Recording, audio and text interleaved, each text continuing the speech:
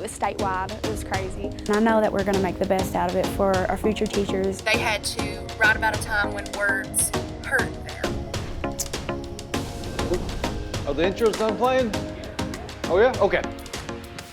What's up, everybody? Welcome to the second episode of the Holler News Show, brought to you by the Kentucky Valley Educational Cooperative. I'm your host, Alex Smith, and I'm going to just walk you through some good news happening in Eastern Kentucky school districts. Our first story takes us to Buckhorn High School, where their Teaching, Learning, and Leadership program applied for a Wellness Center Challenge grant. We asked Ms. Brewer if we could do something for renovation for one of the workrooms. It was our idea. So she applied for the grant, and somehow we actually got it, which was surprising because we know it was statewide. It was crazy. We asked their teacher, Teresa Brewer, for a little bit more information on that program, and she told us Buckhorn's Teaching, Learning, and Leadership program provides a rigorous academic track geared specifically for those pursuing a career in education. I know one thing, from KVAC's visit that day, you can tell those students are excited to have an opportunity to contribute to their school's continued success. We were very lucky and very blessed to get this grant, and I'm so happy, and I know that we're going to make the best out of it for our future teachers and the teachers here currently. Thank you so much, Kylie, Alexandria, and Teresa, for your interviews and all the other students involved in this project. Congratulations on getting that grant, and we look forward to seeing what you all do with it. For our second story, let's head over to Mountain View Elementary, where Laditra Morgan's 7th and 8th graders have actually published a book. One thing that I noticed the past 2 years, especially with the pandemic and kids not being able to socialize as much, we've had a lot of issues with bullying, not having a lot of compassion for each other. One of our endeavors this year was to try and combat that problem. Laditra's classroom never intended to publish a book, but she told us it's already having a positive impact on her students. They had to write about a time when words hurt them. And some of the responses that I got were really impactful. So then the next day I was like, oh, I'm going to take this and I'm going to change it. So the next day I had them write about words that healed them or made them feel better.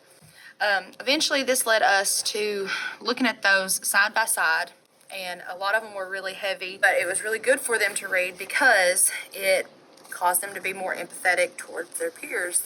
You know, kids don't ever really know what the person who's sitting at the desk next to them might be going through.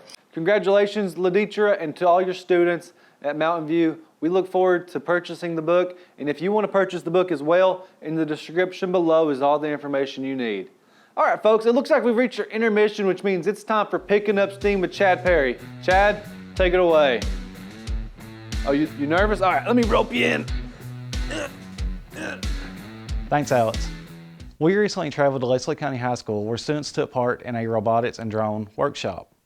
Our students built robots from Lego kits and then had to code them to perform a specific task. After that, we took a crash course in drone safety, no pun intended.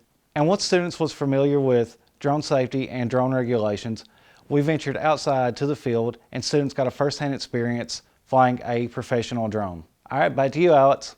Thanks for that, Chad, and thanks to Leslie County High School for letting us come down and show your students some of our robots and our drones. Our third story takes us to Floyd County, where they've implemented a Lunch and Learn series for the Special Education Department. Susan Green, who is Floyd County Special Education Consultant, told us that these are monthly virtual sessions lasting about 20 minutes. These sessions focus on instructional research strategies that teachers can immediately implement into their lessons. The content presented during these presentations can be used by all teachers, and all teachers are welcome to attend. So who doesn't love that? You can eat and you can watch something that's entertaining and informational. Contact Susan Green if you want to join in on those sessions, and we think this is a fantastic idea, and we look forward to Floyd County's continued success moving forward. All right, folks, that brings us to our fourth story, which is, whoa, hey, give me that camera back. Oh, hey there. Welcome to the first ever Moment with Adrian. I'm Adrian. Why don't you come a little closer to the fire? It's a little chilly out tonight.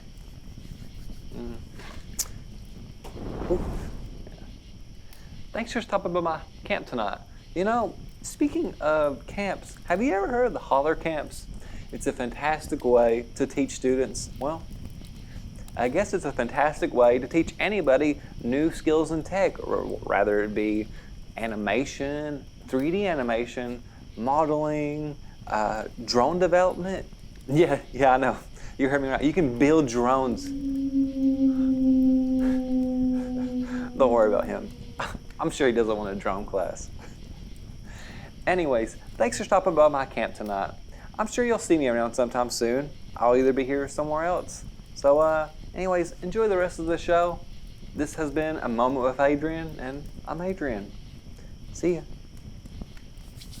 All right, so our fourth story, that takes us not really to a school, but it's an interesting program that a lot of our students may be interested in. The Appalachia Media Institute is launching a Convergent Media Fellowship for advanced young media makers. They'll be hiring 2 advanced interns to spend the year gaining high-level training in video, audio, photography, and other media production. You can contact them at ami@appleshop.org. If you know anybody with interest in film and media arts, please point them in this direction. Appleshop has a long history of creating interesting and thought-provoking media, and they're located right here in Eastern Kentucky. Thank you, Aaron Asbury and Appleshop, for that information. We wish you all the best with this fellowship. Hopefully you get some pretty cool applicants. All right, folks, that's the end of the news show. I've been your anchorman, Alex Smith. If you know anything interesting or positive going on in your school districts, please contact me at alex@theholla.org.